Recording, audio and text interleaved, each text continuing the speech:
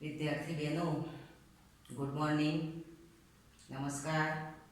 आज हम कक्षा 10 विषय हिंदी पाठ पद्य 3 सवये उसके बारे में चर्चा करेंगे। काव्य का प्रकार मुक्तक। कवि का नाम है रसखान। कवि का मूल नाम सैयद इब्राहिम था।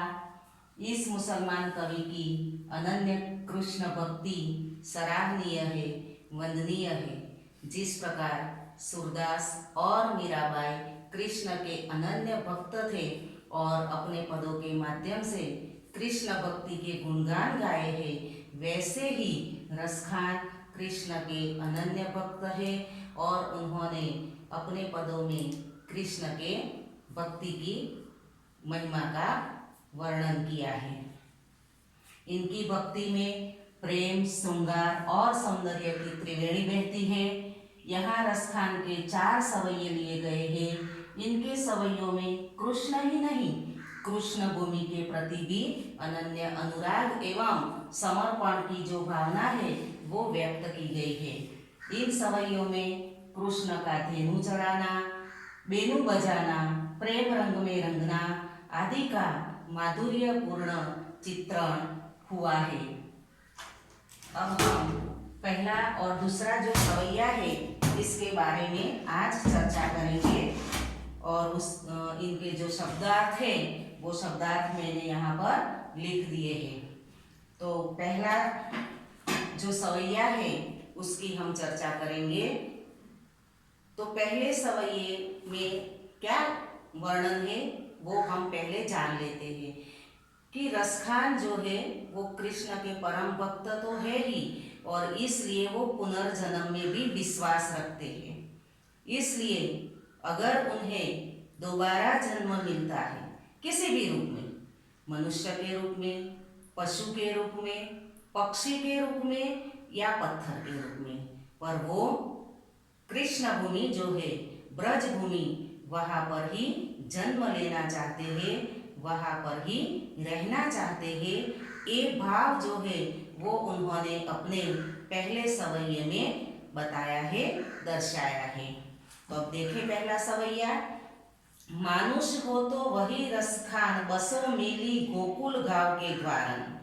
जो पशु हो तो कहा बस मेरो, चरो नित नंद की देनु मंजारन।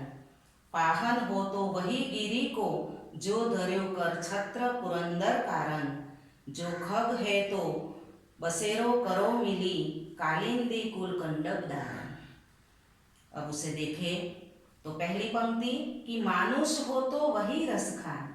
रसखान कहते हैं कि हे प्रभु, अगर मुझे मनुष्य का जन्म मिलता है तो मैं मिली गोकुल गांव के द्वार, मैं गोकुल गांव में ही रहना चाहता हूँ और वहाँ पर ग्वाल बालों के बीच में ही रहना चाहता हूँ। जो पशु हो तो कहाँ बस मेरो, अगर पशु के रूप में मुझे जन्म मिलता है तो उस पर मेरा कोई वश नहीं है, बस नहीं है, पर मैं इतना कह सकता हूँ कि मैं हमेशा नंद की धेनु मंजारन चरो, नंद की गायों के बीच रहकर चरना चाहता हूँ। पाहन हो तो वही गिरी को, जो धर्यो कर छत्र पुरंदर कारण। अगर पत्थर के रूप में जन्म मिलता है तो मैं वही गिरी पर्वत जो है यानी कि गोवर्धन पर्वत जो है उसका पत्थर बनना चाहता हूँ, जिसे इंद्र के प्रकोप से बचाने के लिए भगवान कृष्ण ने छत्र के रूप में अपनी एक उंगली पर धारण किया था और ब्रजवासियों को मूसलाधार बारिश से बचाया था। जो खग हो तो बसेरो करो मिली, कालिंदी कुल कंडब की दारन। जो खग हो तो यानी कि अगर पक्षी के रूप में मुझे जन्म मिलता है तो मैं कालिंदी यानी कि यमुना नदी, और कुल का मतलब है किनारा, तो यमुना नदी के तट पर, यमुना नदी के किनारे पर कंदब की डारन, कंदब एक पेड़ है, वृक्ष है, तो उस कंदब की जो डालियां है उन डालियां पर वो निवास करना चाहते हैं, जहाँ पर कई सारे अन्य भी पक्षी होंगे और उनके साथ वो भी वहाँ पर रहेंगे। तो पहले पद में मनुष्य का जन्म मिले, पशु का जन्म मिले, पत्थर के रूप में जन्म मिले या पक्षी के रूप में जन्म मिले, पर वो ब्रज भूमि में ही निवास करना चाहते हैं, जिसकी वजह से अपने आराध्य कृष्ण के पास रह सके, उनका सामीप्य प्राप्त कर सके।